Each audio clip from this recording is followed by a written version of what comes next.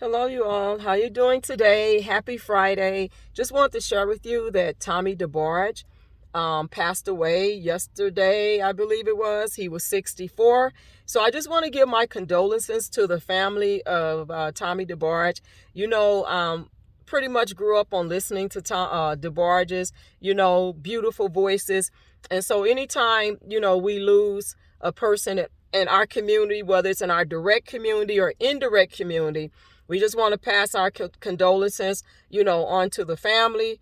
Another brother lost. And just so sorry to hear that. But I hope everyone is having a beautiful day. I hope are feeling good, even in spite of all the situations that continue to go on, that continue to happen in our society, continue to happen with Black men, Black women, a lot of losses, and there's a lot of stories out there right now. One thing that I want to say is for us as Black people, we can't keep buying into every story that people put out. And I see a lot of people, even our own, promoting stories. And one thing that I knew, but I still remember, and I can always go back and resonate on what, Mr. Kelly said when he was in that interview with GK. He said, if you put a rumor out there, you type something on social media, and if it gets any traction, people run with it. And I want to say this. There's a lot of people are out here clout chasing. They're getting cash apps. They want to be relevant. They want to keep the battery being pushed out there in their backs to keep, putting out these sensationalized stories.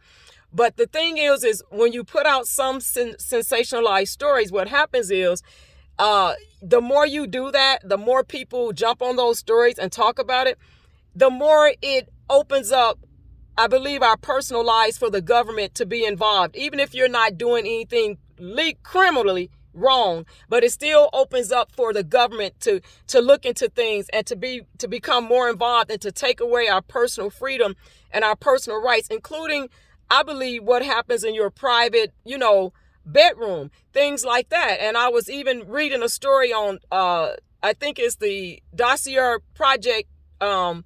And I was thinking about how, women were consenting with Kenneth Rainier, but then when they didn't like something no more, or it didn't go the way they wanted it to go, then they were a victim. But at first they were not a victim.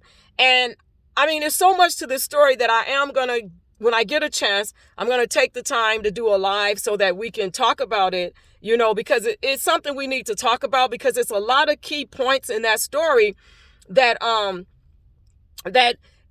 points back to the R. Kelly trial. It's a lot of key points, And they made some very good points. The 8 women that are part of that, they made so many key points on that. And so, like I said, just, have a great day. Think about, what you want to put out there, what you want to promote, and is it going to help people by promoting it, or is it just a story to talk about?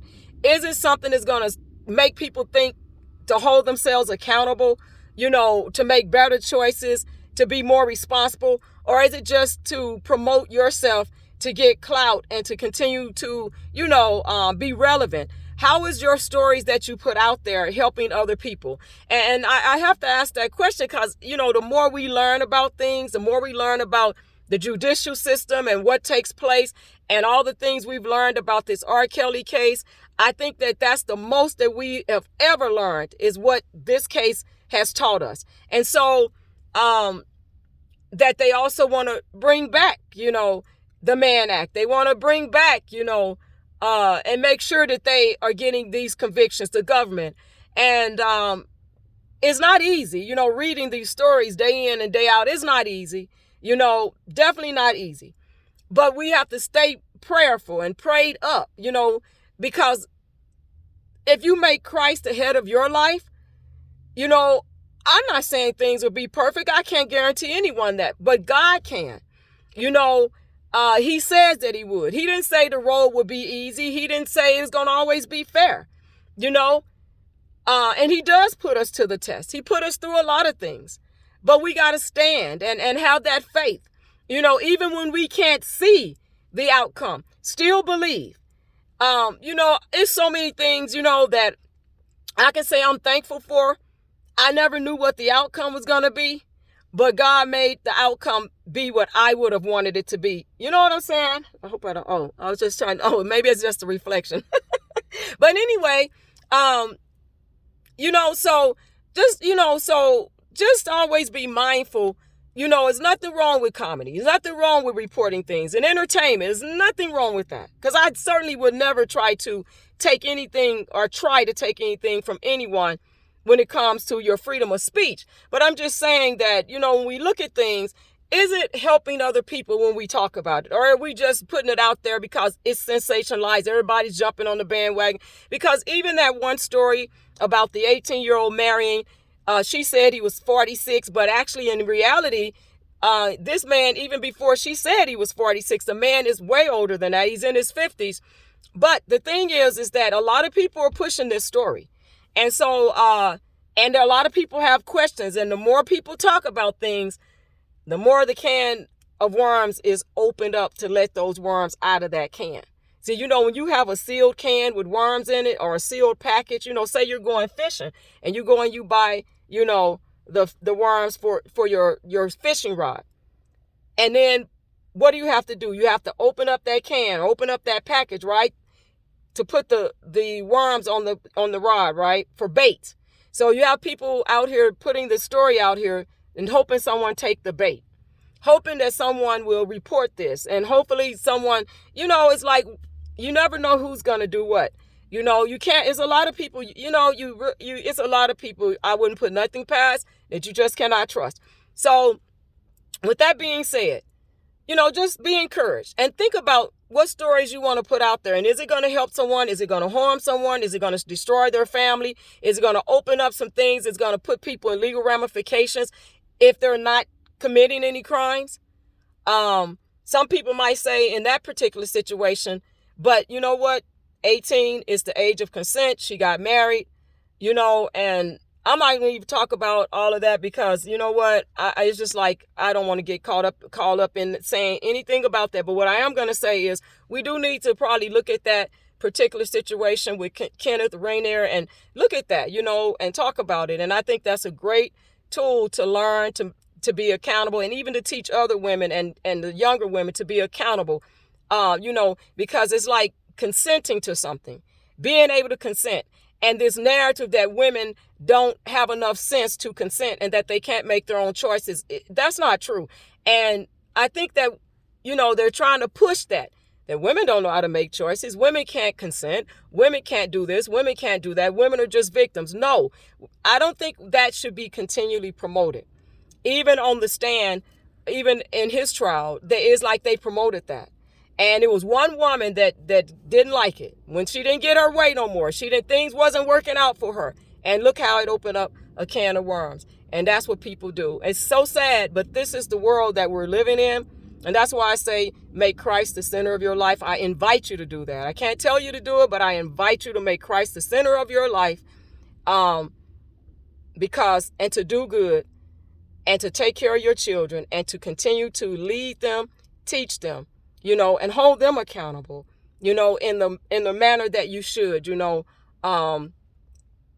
age appropriate, talking to them, addressing issues, and even showing them things age appropriate proof. Because sometimes children will question you. Well, this is this and this is that. You know what I'm saying? So those are things I think we can look at, so that we are more on top of things, leveling up, bringing up our level of awareness, to make the right choices, and to just be that beacon of hope and light for, a dark society, for, people that are walking in darkness, people that are doing things that just don't align. And it's eventually, because young people sometimes think they're invincible. And we know that children are resilient, but invincible, you're not. And things can catch up with you later on in life. There are consequences. And so looking at that and thinking about that and just knowing that God's got you day in and day out. If you just give it over to him, turn it over to him, he'll work it out, and it's got to be in his will. You know what I mean? That's another thing, praying the will of the Father, because we can lean to our own understanding and never figure it out. But when we lean to God's understanding, he can help us. He can give us discernment. He can guide us. He can lead us. He can direct us. And so, like, again, I just pray for everybody's safety. Have a beautiful weekend. And don't forget, if you want to participate in the Bible study that we're going to be doing on November 7th, the Pacific Standard Time, Central Standard Time, and Eastern Time, Standard Time, Healing the Soul of a Woman. We're going to be coming out of the book, it's Joyce Myers, it's the author of this book, and we're any translation of your Bible.